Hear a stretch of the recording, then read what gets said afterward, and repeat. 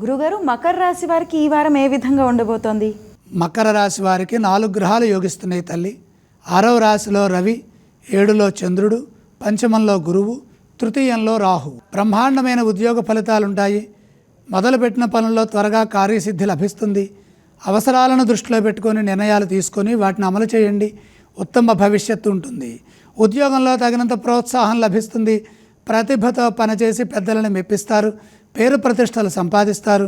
ఇప్పుడు తీసుకునే నిర్ణయాలు కలిసి వస్తాయి. మీ కృషిని బట్టి అధిక లాభాలుంటాయి. బుద్ధి బలంతో పనిచేస్తే వ్యాపారంలో కూడా మేలు చేకూరుతుంది. కాలం మిశ్రమంగా ఉంది కాబట్టి ఆచితూచి వ్యవహరించండి. వ్యాపారపరంగా కొత్త నిర్ణయాలు ఏవి ఇప్పుడు తీసుకోవద్దు. కొందరు ఈర్ష్యతో మీకు ఇబ్బంది కలిగించాలని, పక్కదో పట్టించాలని సలహాలు ఇస్తూ ఉంటారు. అవి ఏవి మనసుకు తీసుకోవద్దు. మనోధైర్యంతో ముందుకు సాగండి. మీకు ఉన్న నిర్ణయాలే, మీకున్న ఆలోచనలే మీరు అమలు చేయండి. వారం మధ్యలో మేలు చేకూరుతుంది. అనవసరమైన ఖర్చులను తగ్గించండి. రుణ సమస్యలకు గురి కాకుండా, ఏలినాడి శని బారిన పడకుండా జాగ్రత్త వహించండి.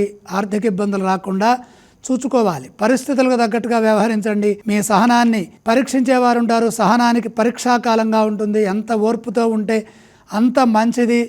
మీ వినయం మిమ్మల్ని రక్షిస్తుంది. ముఖ్యమైన కార్యాల్లో వారం చివరి భాగంలో విజయం ఉంటుంది. మకర రాశి వారు ఏ ఏ స్తోత్రాలను పఠించాలో తెలియజేస్తారా గురుగారు? మకర రాశి వారు నాగేంద్ర స్వామి వారిని స్మరించడం మంచిది. గురుగారు, ఈ రాశి వారు ఏ ఏ ఆలయాలను సందర్శించాలి? నాగేంద్ర స్వామి వారిని దర్శించండి. మకర రాశి వారు ఏవేవి దానం చేయాలో తెలియజేస్తారా? నాగదోష నివారణార్థమై సుబ్రహ్మణ్యేశ్వర అనుగ్రహం కోసమై కుజగ్రహ ప్రీతిగా కందులు కొద్దిగా దానం చేయండి.